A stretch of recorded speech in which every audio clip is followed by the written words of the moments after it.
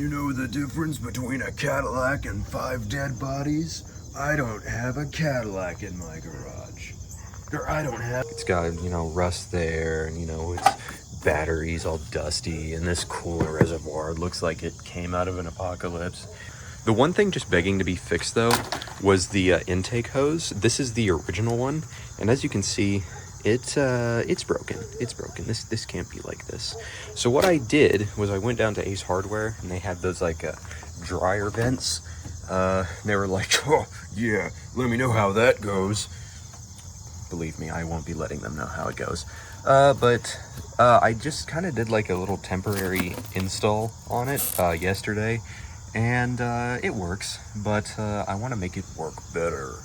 So the thing is that everything I've bought is kind of stupid. Like, this is literally dryer vents. It goes 5 feet long. And I barely even need 1 foot. I don't even think I need 1 foot. Now, I tried to just sleeve this on there. Like, just put it on. Yup, that's a job well done.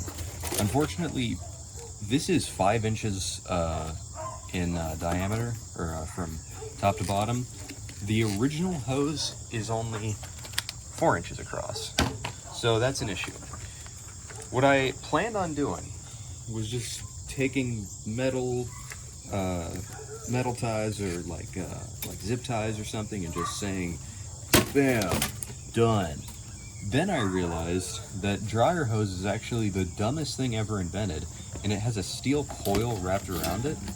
And it's not like these are individual coils. This is one big coil wrapped around, which means that you can't just like put a zip tie on it straight around and just call it a job well done, because it doesn't have that much flex to it. So what I'm going to do instead is I'm going to put the original hose on and just put the dryer hose around it. And to give you an idea of how much this thing is disintegrating, well, you'll see. So let's see if I can just put this on there without doing too much damage to anything.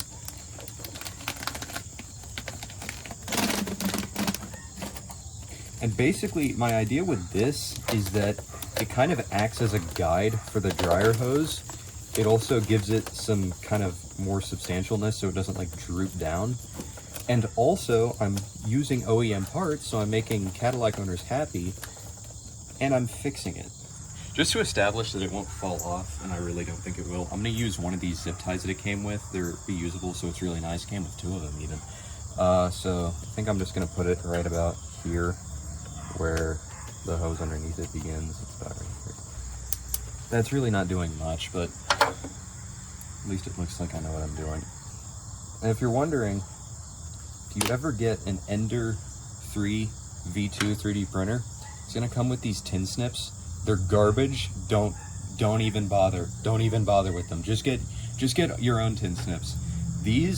I've used these for a very long time, thinking, oh well, if you use them for a long time, well, what's so bad about that? No, I hate myself apparently, so I use them anyways. While we're here, I may as well talk about this thing. So this is an HT 4100. It's Cadillac's answer to the fuel crisis. And it is a very, very terrible thing. Very terrible engine. No one really likes them. And for good reason. They're underpowered. They're absolutely choked by emission standards. And they're just really unreliable. Cylinder heads warp. They leak oil really bad. The transaxle in them leaks really bad. And again, they put out no power. So it's like quadrupling down.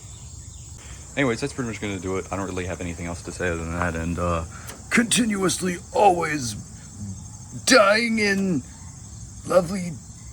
Yeah!